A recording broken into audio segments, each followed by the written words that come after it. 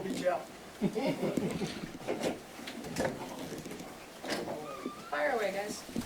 Drue, how much can you sustain that very inspired second half performance you guys had into this game, knowing that you need everything? Yeah, we're going to need it at noon on Sunday, and we're going to have to keep bringing it, and in all three phases, and so we have to at this point, or it'll be over for us. Statistically, and you're on, you guys, played great defense at times. The coach second half this game, and there's some times your offenses look great. You move the ball against the line, but you don't seem to be able to put it all together same day, same game, week after week. And you've been able to figure out why it's been so up and down, so inconsistent, and it can't all come together. Well, it's just a play here, a play there, a call here, a call there, a mistake here, a mistake there. And they've compounded, and the cards have fell the wrong way this year. It felt like maybe we had some of those mistakes last year and we won those close games.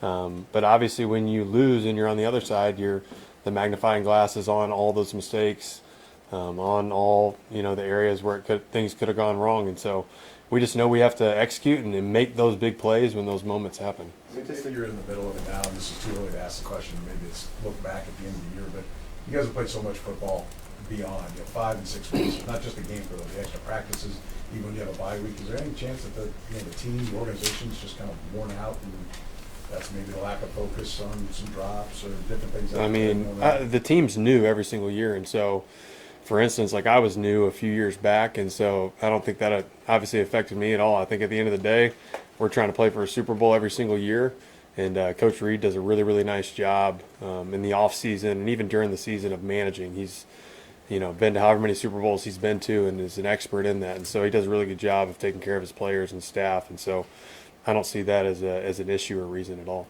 Statistically, the defense is still, one of the better defenses in the league, but there have been issues on third and long. I guess, how do you reconcile some of the success with those issues that pop up in those big moments? Yeah, we've had success. The way I kind of chalk it up, we got to be able to get off the field on third down in some of those scenarios, and we got to force some turnovers. I think both of those areas we could be better at as a defense and getting the ball back to Patrick.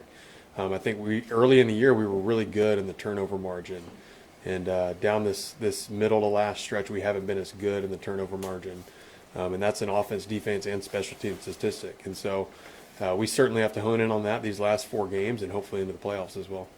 How difficult is it? Is there a mental checklist you go through when your offense does turn the ball over? You guys got to run out there. You're not really prepped for it, and you got to get out there. Is there a mental checklist you go through to make sure you're zoned in, even though you didn't, if it's a punt or a kickoff, and you go through that, you kind of got more of a window to get ready. How much does that affect you? Guys are just kind of grabbing their helmet and they're like, all right, let's go. It's kind of like a back against the wall, back against the ropes feeling, and so you just kind of rally out there, get out in the huddle, and see if you can come up with a stop. What are the challenges that the Chargers offer? Obviously, a team you guys know well.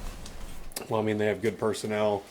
Obviously, we know about the quarterback and the toughness he's exhibited, and how good of a player he is. He gets the ball to all these different guys.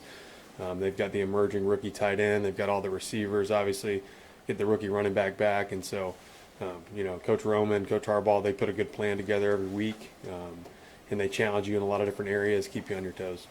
There's a little news. An old quarterback, Phillip Rivers, who was there when you were guys going to come back to play. So what are your thoughts about him kind of popping out of retirement here? Well, he would, as he would say, "Nuke Chepe, we begin again," and so it was cool seeing him walk out for his presser. When I walked into the locker room for the first time with the Chargers, he was one of the first guys that came over and introduced himself to me, and so I've always admired him and his leadership, on and off the field. We asked Patrick about his alma mater. Want to know if you had any thoughts. Yeah, it's unfortunate. I really thought Notre Dame was one of the 12 best teams in the country, and I thought Coach Freeman had the boys humming. And it seemed like they were one of those teams that could win a national championship this year. And I think everybody would consider, maybe there's a handful, 5, 6 of those teams that could. And I think I certainly felt like Notre Dame was one of those teams. What do you think about not playing in a bowl? I mean, I don't know all the decision that went into the background there. I know, the AD and Coach Freeman had discussions about that.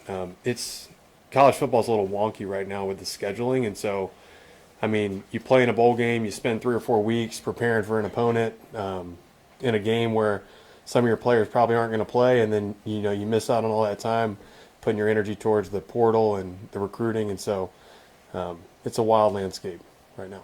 They got some problems to figure out. Last one, anyone? Thanks, Drew. Thanks, guys. We'll see you.